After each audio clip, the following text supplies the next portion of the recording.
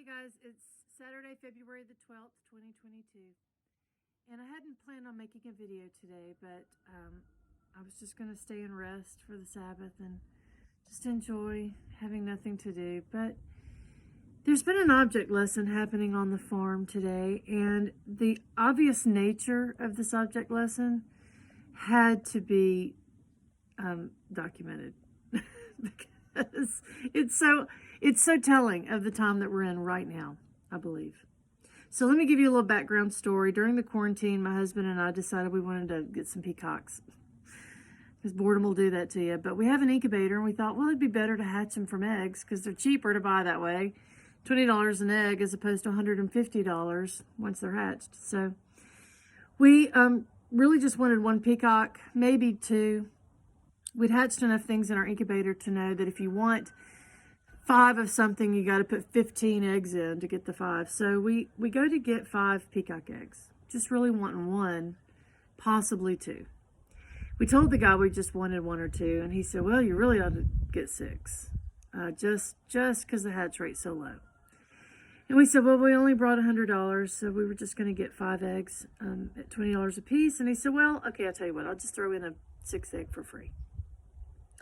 So we brought all 6 eggs home, put them in the incubator.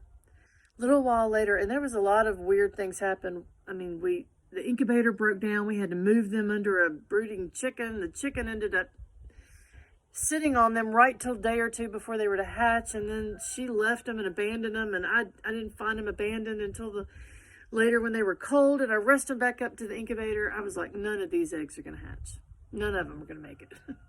Too much back and forth, too many opportunities for them to have died in the eggs. So I put them back in the incubator and just watched until a day or two later.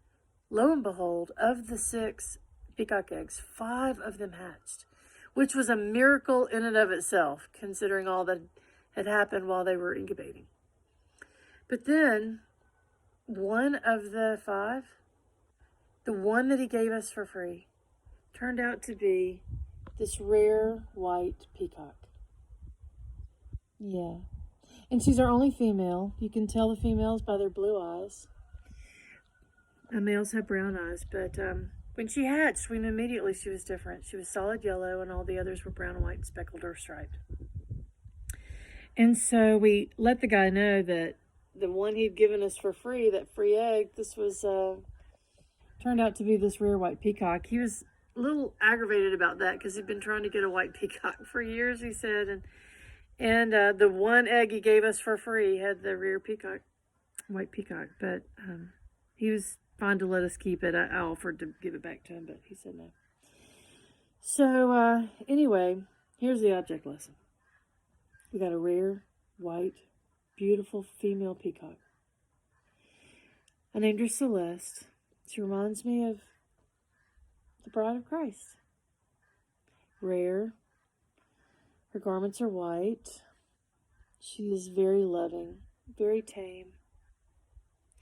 But as of this morning, she has lost her crown.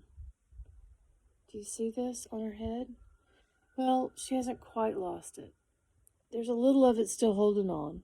But those guineas that I made a video with the other day about how peculiar we're to look, they decided that they wanted to take Celeste's crown today. And they've been picking on her and jumping on her and pecking at her head and snatching the crown from her head. Yesterday, this crown was full of feathers. It was beautiful. And now it's this little scraggly looking thing with one feather tuft left. Anyway, guys, you know the obvious scripture that I'm going to reference here. It's Revelation 3:11. We must watch and hold fast to what we have and let no one take our crown. Now, I don't know what could cause us to lose our crown in this last leg of the race. Some people that had a crown might have lost it if they took a certain injection. I don't know.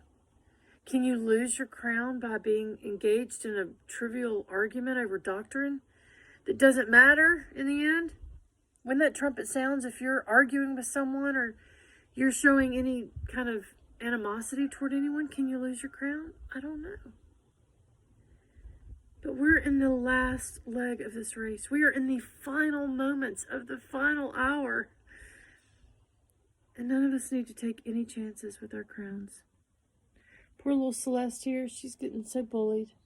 I had to take her out of her pen, give her a little break, let her recoup some strength so that she can go back in there and fight these blooming guineas off of her head.